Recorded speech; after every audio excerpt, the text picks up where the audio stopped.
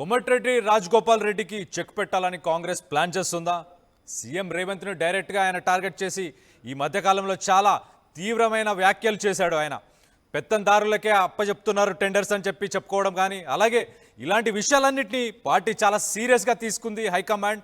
ఇప్పుడు ఆయనని ఏదైతే క్రమశిక్షణ కమిటీ ఏదైతే ఉందో ఆ కమిటీకి హాజరు కావాలని చెప్పి ఆయనకి ఇప్పటికే ఇన్ఫర్మేషన్ ఆదేశాలు కూడా ఇచ్చినట్టు మనకు తెలుస్తుంది. ఇప్పటికే రాజగోపాల్ రెడ్డితో ఫోన్లో మాట్లాడారు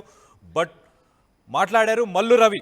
మరోవైపు రాజగోపాల్ రెడ్డి అన్న వెంకటరెడ్డికి కూడా చెక్ పెట్టే వ్యూహంతో ఉన్నట్టు మనకు తెలుస్తుంది. రాజగోపాల్ రెడ్డిపై ఎలాంటి నిర్ణయం తీసుకుంటారన్న దానిపై ఇప్పుడు ఉత్కంఠం నెలకొంది.